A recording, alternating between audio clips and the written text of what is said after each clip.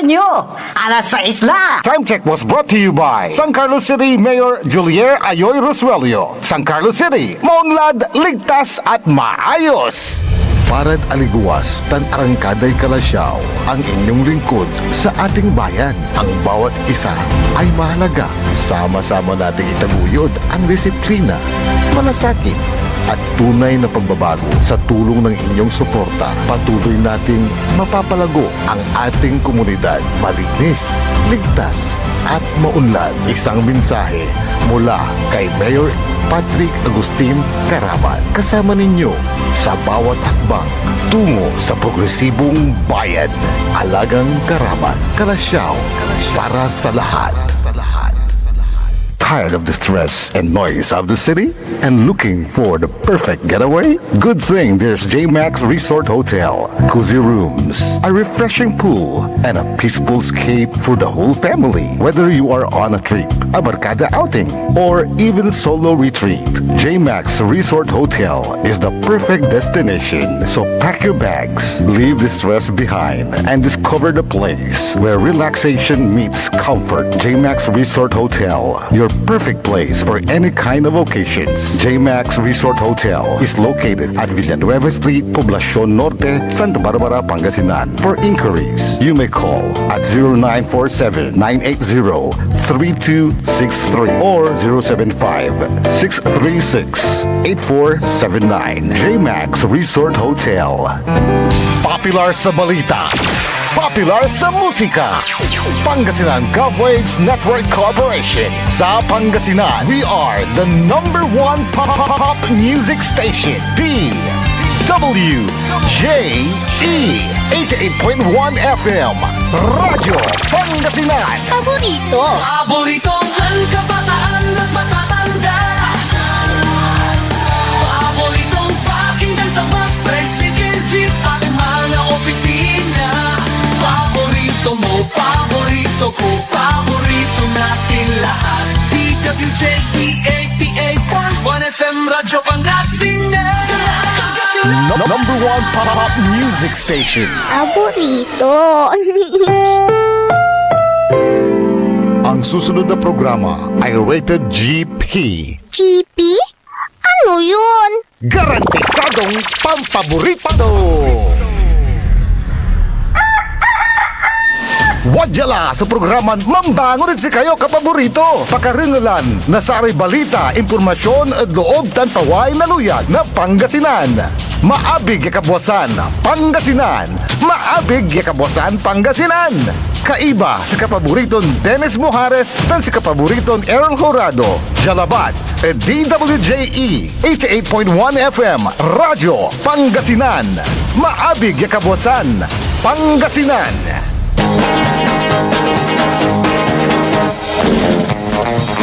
Oras alas 6:05 anong umaga.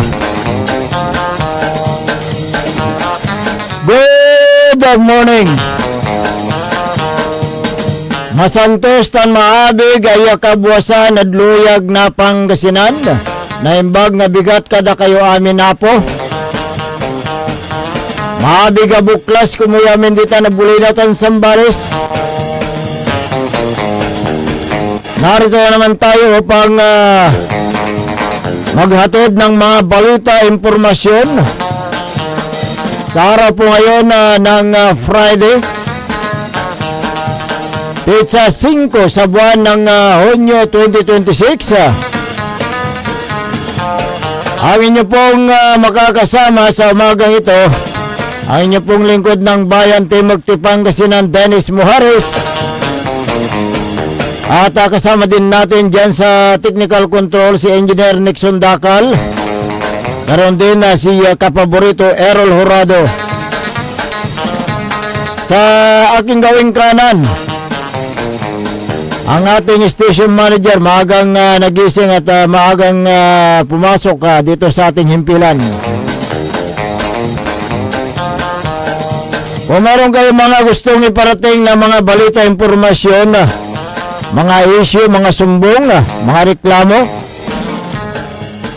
mangyari lamang po ay tumawag sa ating hotline 0939-100-9931 o kaya sa Globe number 0927-974-2784. Pwede rin kayong magpadala sa ating Facebook page. I-search lang po ang DWGE 88.1 FM Radyo Pangasinan Paborito.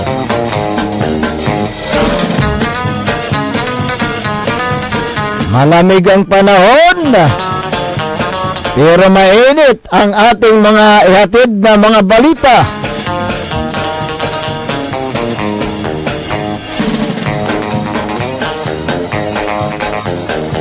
Alam niyo po ay pumapatak na ang tagulan eh. Kaya konting ingat-ingat lang sa mga drivers on the road. Hina-hina lang sa pagpapatakbo ng inyong mga sasakyan na. Talagang naramdam ang lamig ng panahon dahil naka-jacket ang ating partner. Good morning! Ha? Uran. Uran. Kato naka-jacket ha. Ayan. Ate butel. Ang butal nyo talaga. Kilabat. Siyempre, ibawik man may summer mata. No, ang butel nata nagamo man jacket. Ayun na. Uran. Kato. Uran.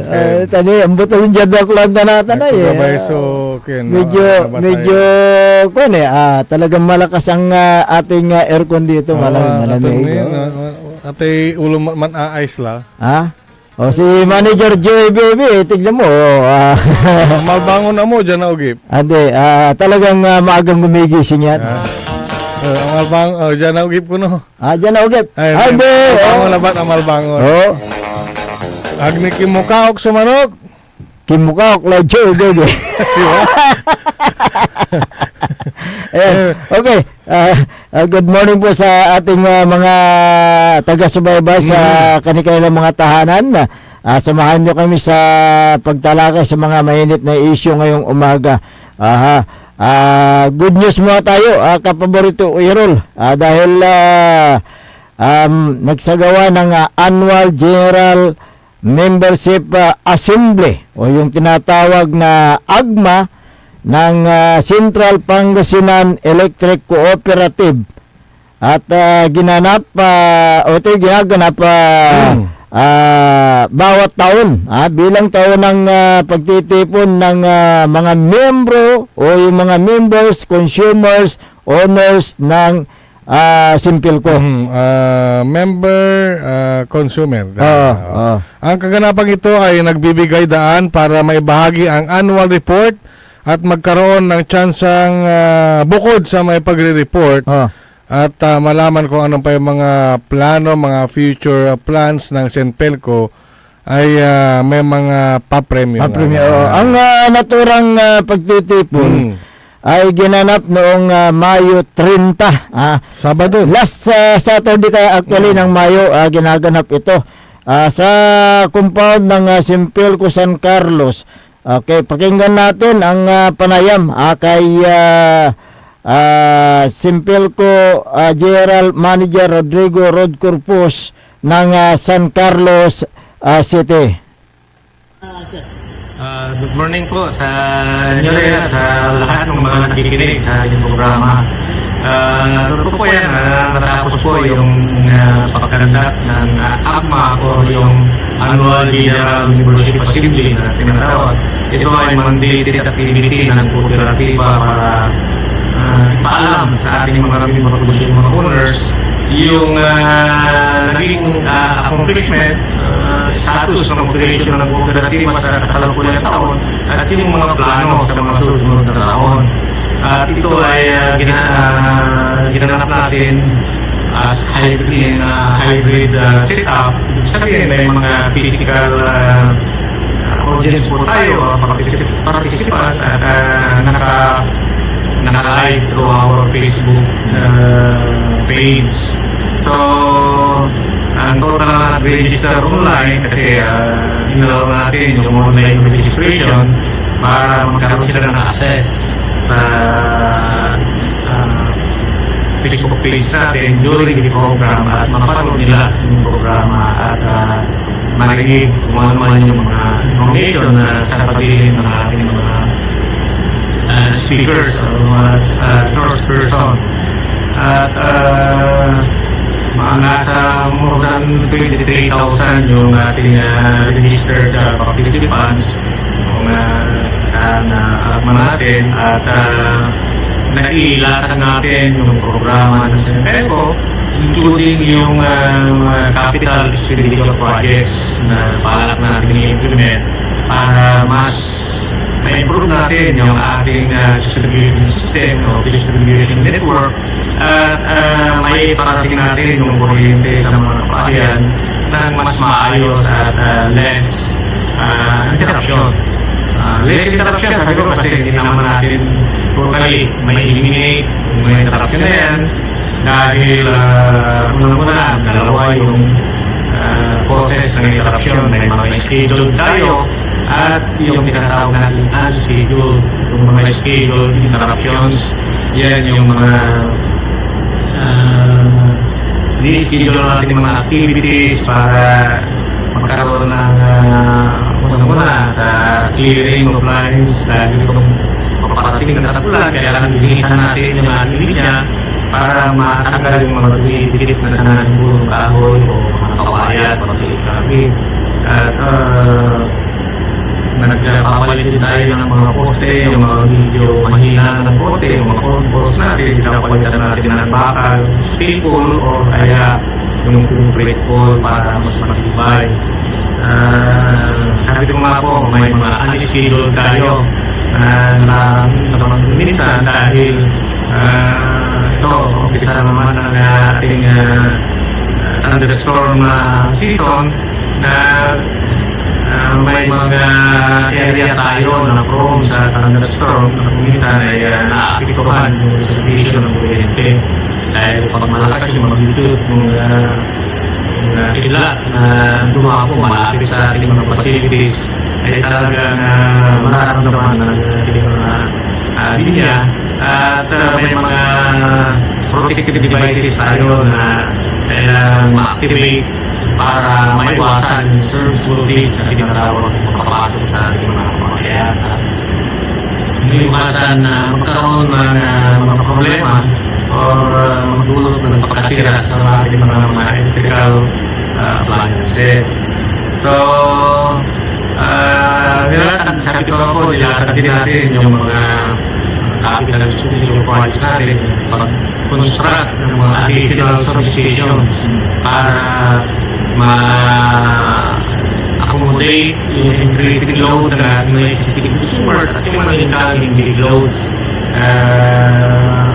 nasa priority list itong siyudad ng San Carlos.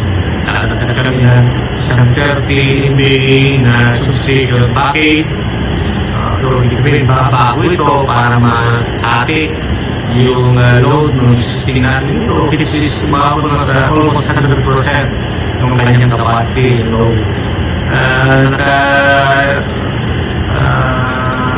Sama din sa listahan natin yung upgrading or additional substation din sa bayan ng Maldan dahil sa ngayon yung 15 MBA natin ito ay malapit na rin sa kanyang capacity, yung actual load. So, kailangan natin magdagdag ng bagong 30 MBA para sa ngayon ay maati rin yung load at kung magkaroon tayo ng credibility sa kabila ay pwede i-accommodate ng bago natin substation yung load na buong bayan ng Maldan para maiwasan magkaroon ng mas mahabang interruption. Yung sa source, yung sa stall po natin ay successfully loaded, energized at loaded noong May 15. At nagkaroon naman tayo ng inauguration at saka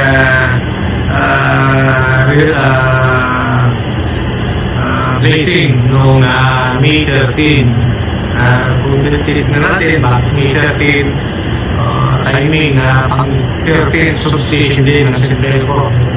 Hindi naman sila dyan, nagkataon lang, pero noong 15 ng Mayo ay successfully loaded yung substation natin, yung buong bayan na Sual at isang barangay ng Labrador ay doon na siya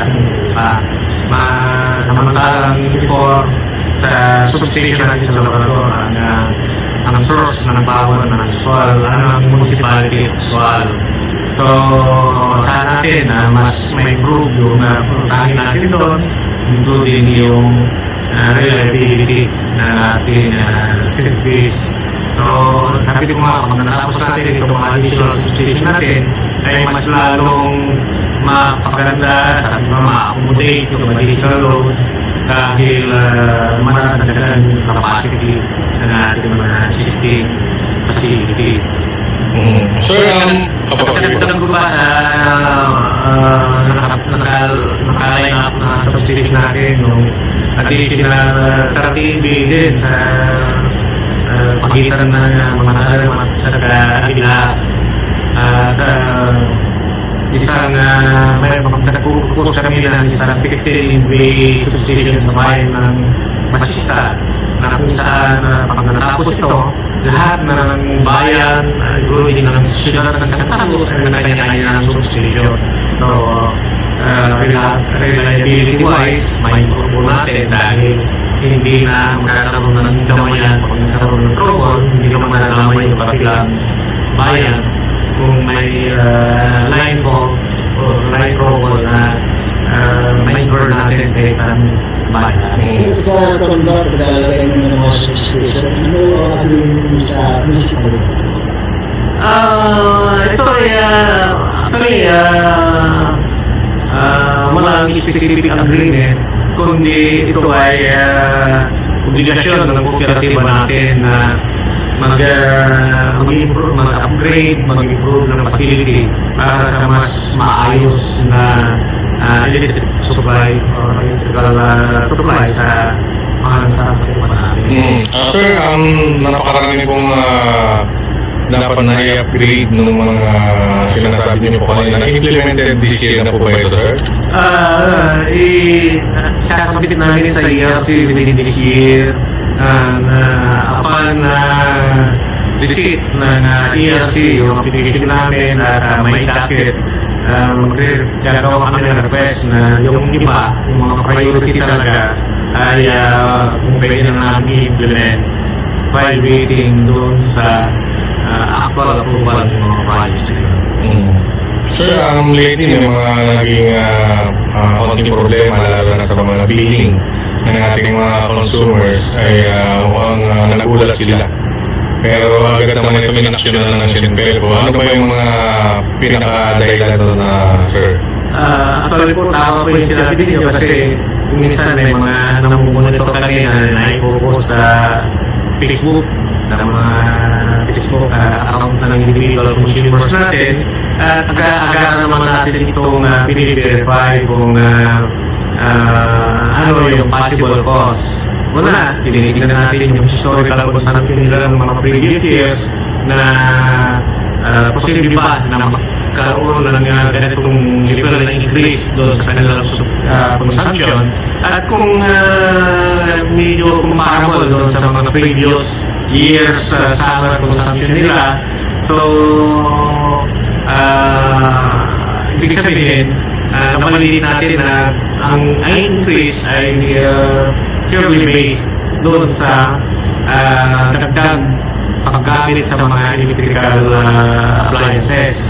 Palagi natin naririnig kasi sinasabi nila the same yung appliances, the same yung mga electrical loads nila, pero bakit tumaas yung bill?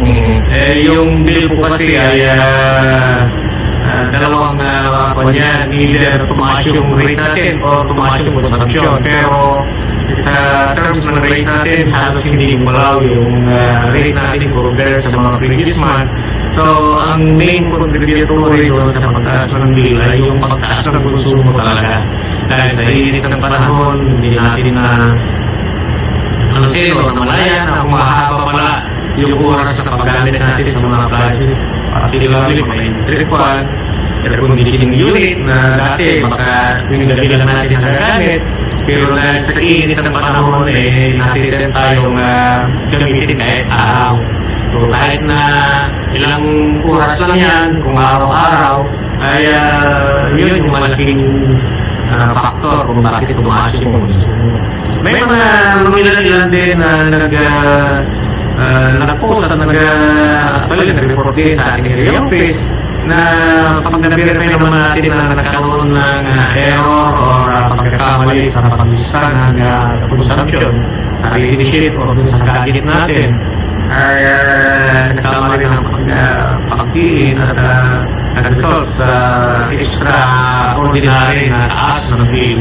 Dito naman ay nire-rectify natin at kinukulat natin bago pabayaran sa consumer. Hindi naman natin sila pipiliting bayaran yung maling amount ng bill. So, mas maigi yung kung may doubt doon sa increase ng kailang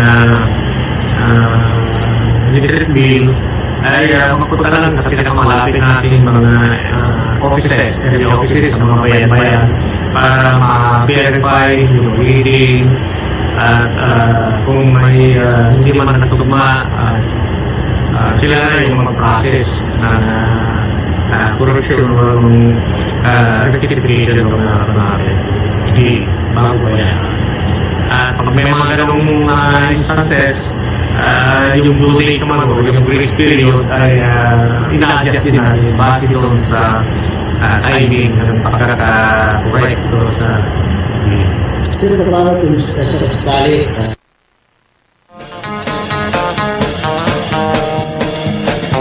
Ang paliwanag ni Simpelco General Manager Engineer Rodrigo Rod Corpus ng Simpelco San Carlos. Ang ginanap na AGMA o Annual General Membership Assembly ay isang hybrid event.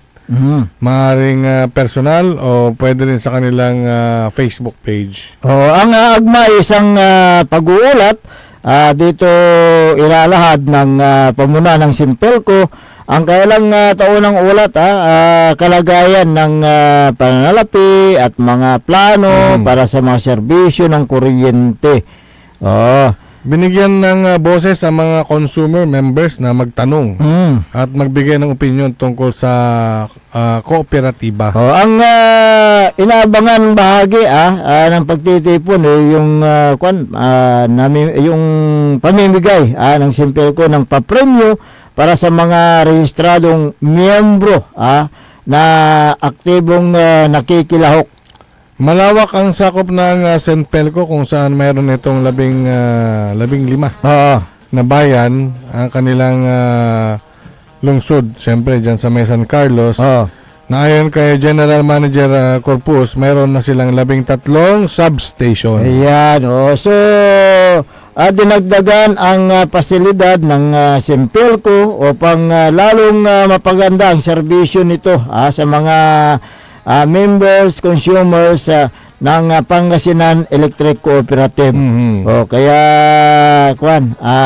yung ang sinabi ni General Manager Corpus, yung mga kumisa may reklamo sa yung tumaas yung kailang bayarin, di ba? Sa kuryente. Di ba? Paliwanag din siya dyan, di ba? At sinasabi naman niya na siyempre tinitignan nila kung yung bang previous na binabayaran ng consumer ay mababa at tumaas sa ngayon. Tinitingnan nila yung panahon. Kasi ngayon, anong nakarang buwan, talaga mainit, di ba? Kailangan mong gumamit ng hindi lang isa o dalawang electric fan. Kahit na hindi gumagamit ng aircon. Ay napapadalas at napapaaga ang pagbubukas ng aircon. Kahit na aircon kuminsan nag-uumpisa yung pagtaas ng konsumo ng kuryente. Kahit na sa mga malaking mga establishment, halos hindi mo maramdaman yung lamig. Talagang mainit ang panahon ng nakarang buwan. Kaya't siyempre pag mainit ang panahon, kailangan mo ng malamig. Kung minsan nagbubukas ka ng mga refrigerator yung pagbubukas mo ng refrigerator na madalas, siyempre, malaki yung kinukonsume mo na kuryente yan. Oo. At yung paggamit mo ng aircon, siyempre, kung magdamag yan, ay talagang, malaki rin ang consume mo yan sa kuryente. O kaya doon na nila binabase yung mga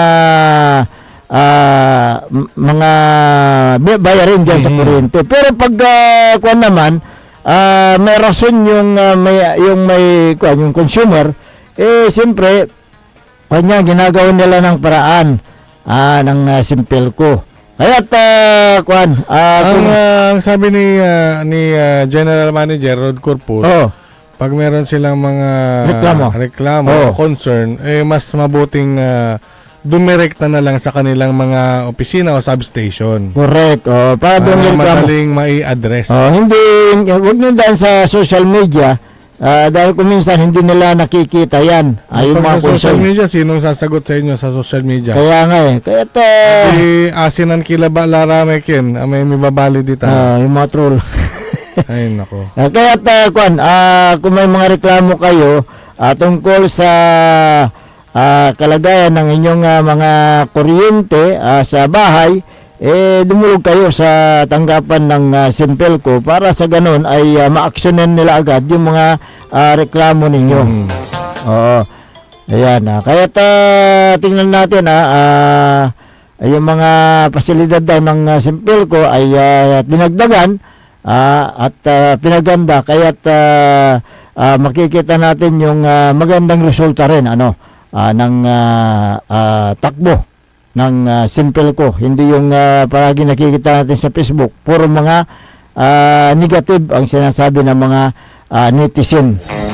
Sa aming pagbabalik, talakayin din natin yung siyempre panahon ng tag-ulan, kung ano po ang yung paghahanda ng lokal na pamahalaan, particular dyan sa Kalasyaw, dahil isa sa mga catch basin na munisipalidad ang bayan ng Kalasyaw pagdating ng tag-ulan.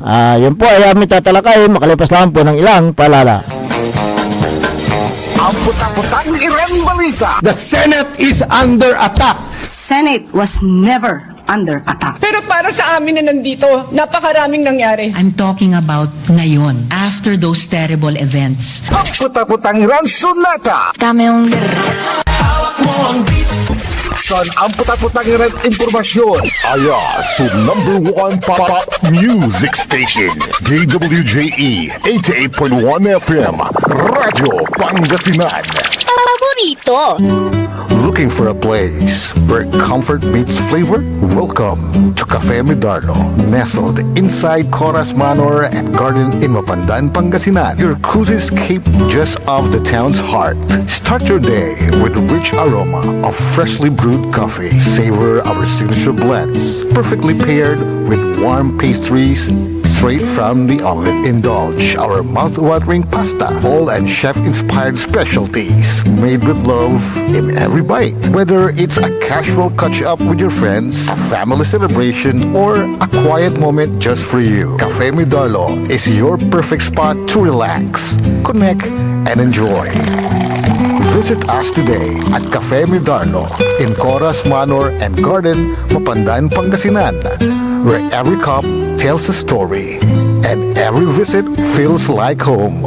Cafe Medardo, where every sip feels special. Mga kababayan ko sa Malasiki, ang maayos at maunlad na komunidad ay nagsisimula sa ating lahat. Makilahok sa mga programa ng ating lokal na pamahalaan, kalinisan, kalusugan, at kaayusan. Mag-segregate ng basura, sumunod sa batas trapiko, at suportahan ang mga proyekto ng barangays. Tandaan, ang pagbabago ay nagsisimula sa simpleng disiplina at pakikiisa. Sama-sama tayo para sa mas ligtas, malinis at maunlad na bayan ng Malasiki. Ang LGU at mamamayan magkaisa para sa kinabukasan.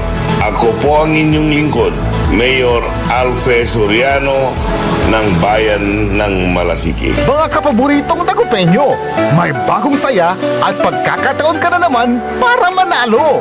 Ipinakikilala ang bagong Authorized Agent Corporation ng STL sa Dagupan, ang Golden Key Play Corporation. Mas pinaantig, mas exciting, at mas malapit sa inyo. Araw-araw, may tsansa kang mag-uwi ng papremyo.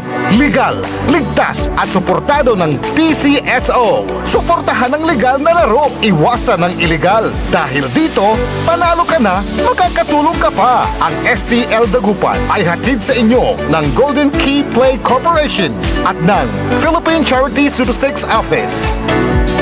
Talaranan sa paboritong herbal ng bayan, E-Karma Health Option. Kaiba sa paboritong doktor, Dr. Glenn Soriano. At programan Early in the Morning, alas 7 hanggang alas 8 na kabusan. Kada Sabado, Jalabat. At paborito yon istasyon, DWJE 88.1 FM, Radyo Pangasinan. E-Karma Health Option. Mare! Kabigla ka naman, Mare, ha? Grabe, gimaggana ka, ah. Mare, di mo sinabi na uwi ka pala ng San Carlos. Ay, oo. Namiss ko na kasi dito ang pamilya ko. Ito na palang San Carlos ngayon. Grabe, Mare. Malaki na ng pinagbago. Siyempre naman, Mare, alam mo ba na dito sa syudad natin, malaki na talagang pagbabago. Mula sa mga infrastruktura, nandiyan na mga konkretong daan at mga bagong pasilidad. Wow! Meron din tayong trending na ayos, kalusugan karavan na nagbibigay ng libreng serbisyong medikal. Palit-palitan, ha? Saka, nandyan din ang mga programang pag-agrikultura para sa ating mga magsasaka. Ay, wow! At higit sa lahat, Maria, ang pagpapanatili ng peace and order ng ating syudad. Perfect! Di lang yan, binibigyan din ng halaga ang kapakanan ng lahat ng tao at pantay na karapatan sa mga serbisyo ng gobyerno. Grabe, Mare! Ang bongga na talaga ng San Carlos. Parang ayoko na bumalik sa ibang bansa. Oo, Mare. Kung ako sa'yo, dito ka na lang sa San Carlos. Dahil sa San Carlos, tunay na subok na ang serbisyong ayos. Mayor Julier Ayoy Resuello po, kasama si Vice Mayor Jose Resbox Resuello at ang Sangguniang Panglungsod ay nandito upang umagapay at magserbisyo sa ating minamahal na syudad. San Carlos, maunlad, ligtas at maayos. Paboritong lang kabataan at matatanda. Paboritong pakinggan sa bus, tricycle, jeep at mga opisina. Paborito mo, paborito ko, paborito nating lahat. DWJE 88.1 FM, Radyo Pangasinan. DWJE 88.1 FM, Radyo Pangasinan.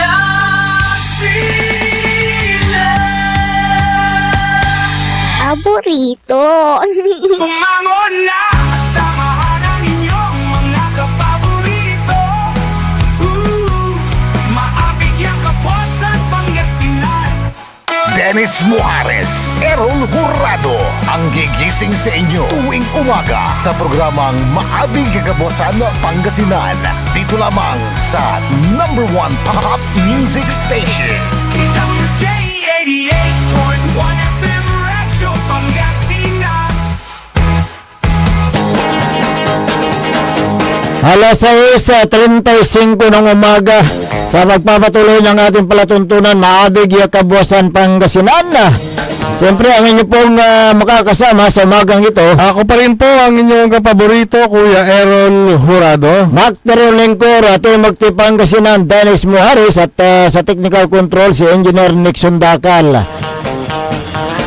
Okay, sa ngayon ay ating makakapanayam ang Municipal Disaster Risk Reduction Management Council Head ng Bayan ng Calasiao, si Mr. Ed Villacorta. At siyempre, alam natin na ang Bayan ng Calasiao ay isa sa mga catch basin pagdating ng tag-ulan, dahil isa sa mga binabaha ang Bayan ng Calasiao. Kaya tanungin natin kung ano po ang paghahanda ng lokal na pamalaan dito sa pagpatak ng tag-ulan. Good morning, Sir Ed Villacorta. Yes, sir. Good morning, Sir Errol at saka Sir Dennis at sa lahat na nakikinig ng inyong programa. Okay. Bilang head ng MDRRMO, ano po ang paghahanda ng lokal na pamahalaan na headed by Mayor Patrick Agustin Karamat dito sa pag-umpisa na naman ng panahon ng tag-ulan? Mayo pa lang nabigay na ng instruction sa atin ng ating punong bayan na i-address yung una, yung naranasan nating tag-init at ngayon itong paparating na mga tag-ulan. So, ang opisina natin ay tapos na nating na-repaint lahat ng mga flood monitoring natin. At the same time, continuous at ongoing pa rin yung ating ginagawang mga clearing operations, mga proning doon sa mga lugar na kung saan may panganib na may punong matumba at maaring magdulot ng panganib sa mga daraan. At the same time, nagbigay na rin ng memorandum ang ating punong bayan sa lahat ng punong barangay tungkol dito sa kanilang active reactivation ng kanilang BDRRMC at gawin yung mga kaukulang paghahanda para dito sa pagpasok na nitong tag-ulan. Sa ngayon, mayroong bagyo, bagamat nasa dulo ito ng Pilipinas, ito yung nagdudulot at humihila sa may habagat para magdulot ng dire-diretsong pag-ulan. Kumusta naman yung paglilinis nyo sa mga astero o yung mga ilog natin dyan sa bayan ng Kalasyaw, Sir Ed? Patuloy pa rin ba? Continuous yun. Ayun ay long-term project na, no? In coordination sa provincial government. Ang ginawa nilang dalawang phase. Phase 1, Phase 2, tapos Phase 3. Ang Phase 1, itong Talibao, papuntang sa may Soriano Bunlag. Ang Phase 2, itong Dinalawan hanggang papuntang Ambatal, Nagsaing, Makabito. And then yung Phase 3, yung ating main river. Dahil sa ngayon, kailangan po ng permiso bago natin makapagkandak ng matinding paglilinis o kaya pag-aayos itong ating Marusay River. Samantalang doon sa mga tributaries niya, as act of preparedness, medyo madali-dali ang procurement ng mga necessary permits. Kaya yun po na ang uunahin natin. At sa araw na ito, Sir Dennis at Sir Errol, magkakaroon ng relaunching yung natitira pang portion ng Parungking River sa may portion ng Bud, yung Pulo 4, 5, 6 at 7. Itong umagang ito, magkakaroon ng programa para ipaalam ito naman na ay joint project na ng Barangay Bud at saka ng munisipyo para tuloy-tuloy maayos natin totally yung stretch ng buong Parungking River hanggang doon sa dulo niya. Saan gaganapin yung launching, Sir Ed? Doon sa Barangay Hall, doon sa may covered court ng Barangay Bud. Okay.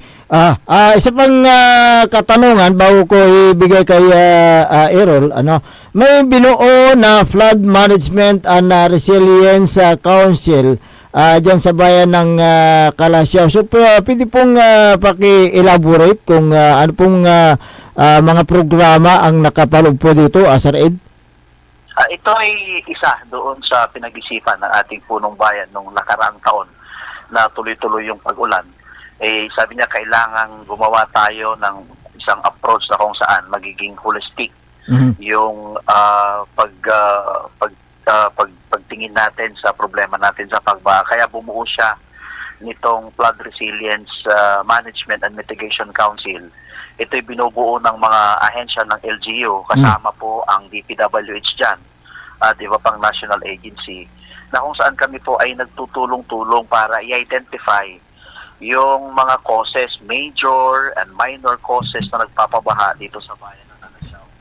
At ang approach natin doon, may barangay approach, may municipal approach, may provincial approach, at saka may national approach.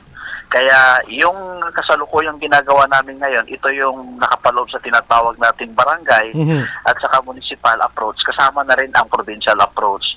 Yung malaking approach niyan ay yun ang ihihingi natin sa national government para nga yung kabuuan ng problema natin ay matugunan natin sa pagbaha sa bayan ng Kalasyaw. Apo, Sir Ed, mukhang naging kakaiba po yung inyong brigada eskwela po dyan sa may bayan ng Kalasyaw dahil nabalitaan po namin na meron pong program ang LGU sa itong brigada na Adapt a School program. Sir, ano po itong programang ito ng Brigada Eskwela, Sir Ed? Ay, yung Adapt a School program, ito'y pinababa ni Punong Bayan natin, Mayor, yung lahat ng department head ng LGU Calasiao na tumulong kasi nakita ng ating mayor na sa tuwing sumasapit yung Brigada Eskwela, abala o kaya aburito yung ating mga teachers, itong ating mga parents, para lang mapaganda yung kanilang eskwelahan, ay kailangan nilang mag-ikot at mangingi ng tulong. Kaya sabi niya, tayo na lang ang bababa at tutulungan natin sila. So, nagkaroon kami ng Adapt a School na kung saan nakapaloob doon yung paglilinis, Opo. yung pagpipintura, pagsasaayos, lahat na pwede namin gawin dito sa LGU. At ngayong araw, itong huling araw, no?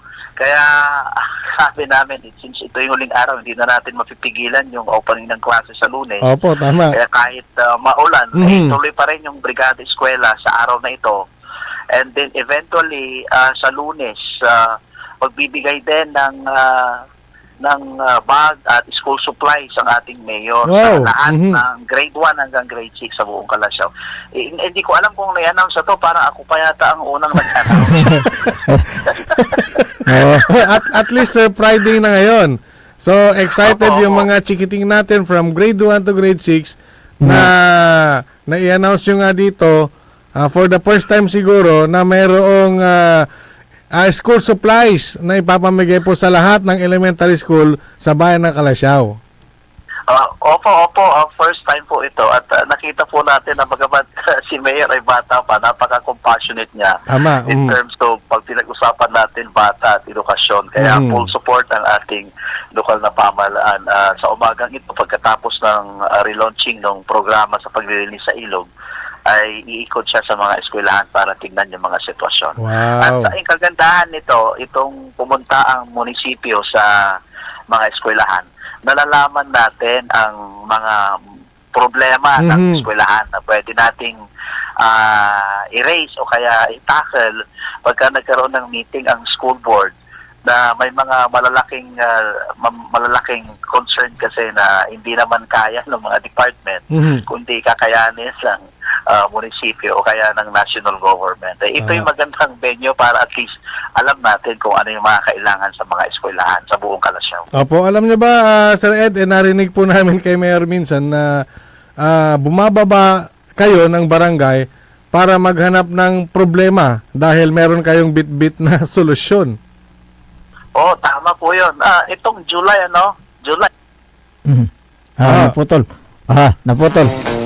Ayan. Ako, sayang. Ayan. Sige, tawagan mo ulit. Tawagan ulit para maganda yung mga... oras pa tayo. Maganda yung kanyang... kwan eh. Yan, sabi, okay. Ipagpatuloy natin yung yung interview kay Sir Ed Villaporta. Ayan. Yung paparating na July. Okay, okay. Naputol yung linya natin. Mahirap yung anli eh. Di ba, tuloy-tuloy naman ang servisyo dyan sa bayan ng Calasiao. Sir, yung paparating na July, ano po yun? Yung paparating daw na July. Yung July, malalaking event po yun.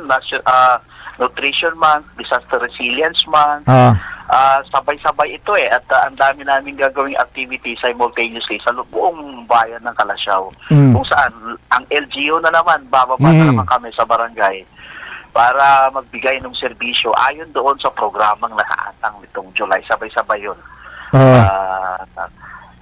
Okay. Kaya tuloy-tuloy ang programa natin sa LGU Calasiao. Okay. Meron kayong Adapt a School program. So, meron din yung Adapt a River program. Adapt a Creek. Adapt a Creek. Adapt a Creek program. Okay. At ito'y kinukuha na namin ng necessary permit para ma-implement namin. Kung ito ay eventually this year, maumpisa na natin yan doon sa mga low-lying areas natin kasi na-identify yung kagandahan ng Flood Resilience Council, na-identify namin kung saan yung mga dried creek. Okay. Yung mga nawala na pero nakalagay pa rin sa mapa ng Calasiao na ito yung mga creek at ito yung mga bubuhayin natin. At sa ganon, makatulong sa pag-agos ng tubig papuntang ilog, makabawas ng pagbaha at makatulong ma-enhance yung pangailangan ng mga agriculture natin, mga magsasaka natin sa tubig. Aha. Kaya yun ang gagawin So, natin. na-identify niyo ba na ba kung saang barangay ito, Sir Ed? Oo, marami. Halos lahat ng barangay mayroon.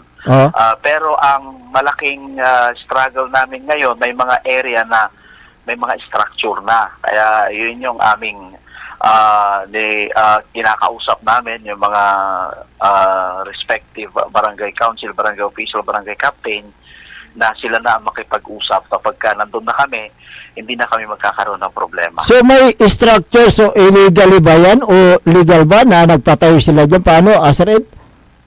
Usually, siguro hindi naman bibigyan ng permiso yan Correct. na makapag-construct doon sa lugar kasi identified as creek yun. Oo. So, syempre, hindi naman kailangan maging aggressive tayo sa puntong yan. So, bibigyan natin ng pagkakataon kung mayroon bang structure doon na iayos o kaya i-resettle para hindi naman masaktan at maapektuhan masyado yung matatamaan natin. For example, yan yung mga wala bang medyo concrete structure. Concrete. For example, concrete, paano yun, Sir Ed? Tatanggalin ba totally yun? Siyempre, kung illegal yan, tatanggalin natin. Okay, sige. Wag na natin thank you very much, Sir Ed, sa mga informasyon na inyo pong pinarating sa amin, unless na meron kayong karagdagan na sasabihin sa ating mga kaibayan, go ahead, Sir Ed. Yes, sir. Katulad nung sinabi ko kanina na nagpaikot na kami ng memorandum sa mga punong barangays tungkol dito sa activation ng kanilang BDRRMC. At gawin na rin yung kaukulang paglilinis, kung kailangan mag-pruning, at the same time, ihanda yung mga equipment. Mamayang hapon, meron kaming darating na bagong aluminum rescue boat na pinili. Ito yung gustong mangyari ng ating mayor na bawat taon meron kami mga equipment na makukuha para sa ating mga rescue operations. At within the year, ay hopefully may habol natin sa third quarter yung pag-purchase natin ng isa pang rescue vehicle para lalong mapadami yung ating kagamitan at equipment sa rescue sa ating lokal na pamahalaan. Okay, thank you very much, Sir Ed. Salamat po, Sir Ed. Okay. Yes, sir. Thank you po. Thank you po. Inyo pong napakinggan si Ed Villacorta, ang MDRRMC head sa bayan ng Kalasyaw, ukol doon sa kanyang mga impormasyon na pinarating sa ating himpilan. Naabangan nyo po yung lahat ng eskwelahan, elementary school. From grade 1 to grade 6, makakatanggap po kayo ng school supplies. Meron ko kung may isang bag. Siyempre, kompleto na yan siguro.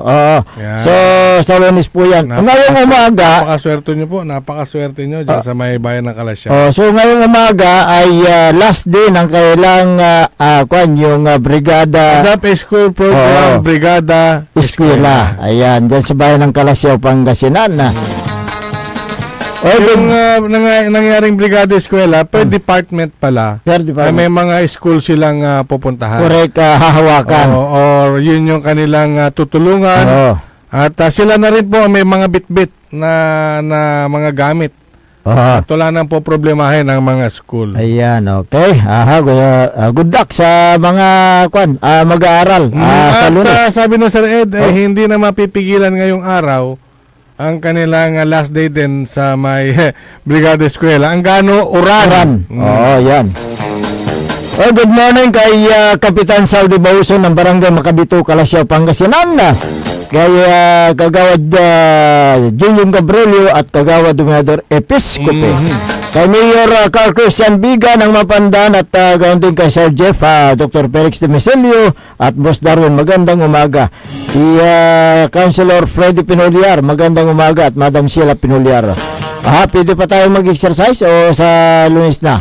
Pwede pa. Okay. Pwede pa. Sige, pwede pa tayong exercise, Engineer.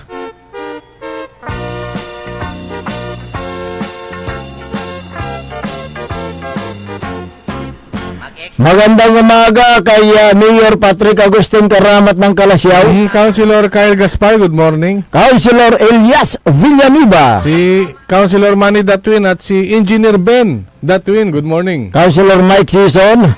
Si Councilor Joe Piloresco, good morning. Councilor Rabardani Messina. Si SK President Ayay Messina. Aha. Diyan sa may RM Paran na Auto Care Center, good morning. Si Sir Reggie Paran at saka si Ma'am Laxmi, good morning. Aha. Si former Liga President Carlito Biun. Ay, si Long Hair. Joel Calhu. Good morning din sa lahat ng mga nakikinig, mga sumubaybay sa ating palatuntunan, sa kanilang mga tahanan. Kami po ay lubos na nagpapasalamat sa inyong walang sawang pagsubaybay. Diyan sa may Mangaldan, si Councilor Chini Rose Puertes Flores, good morning. Ganun din si Vice Mayor Johnny Cabrera. Si Attorney. Si Sir Jonar Lapore, magandang umaga po. Si Caramil De La Cruz, dyan sa may San Carlos City. Kumusta ka na? Kumusta kila? Lawas Matulong. Ayan. Caramil De La Cruz.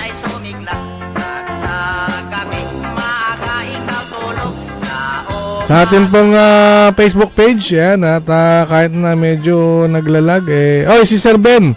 Benga Babillanos. Benga Babillanos, good morning. Ang gapoy sa umat. Mandiringan, mambabantay. Ayan. Si Julian Fernandez Hoson.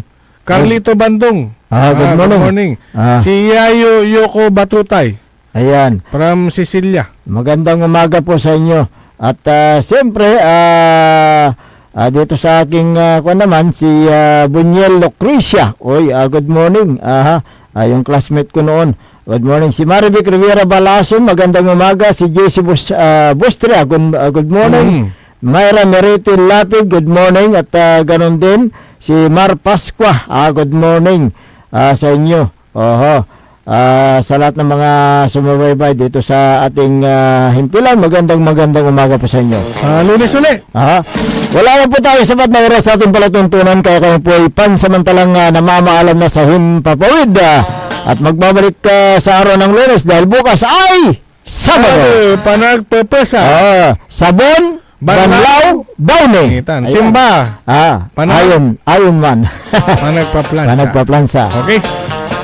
Ako po ang inyong kapaborito, Kuya Errol Jurado. Mactorial Lingkor, ating magtipang kasinan Dennis Mujares, at kasama din natin dyan sa may technical control ang nag-iisang pugi sa puso ni Madam Charis, Engineer Nixon Dakar. Sa aking gawing kanan, nandyan ang ating batang-batang station manager, Joey Bailey. Ang tabiyanan ng susunod na palatuntunan ni Ka Orly Navarro, Orly in the morning! Dito lamang sa DWG 88.1 FM Radyo Pangasinan. Paborito! Wadyala sa programan Mambangon si kayo kapaborito.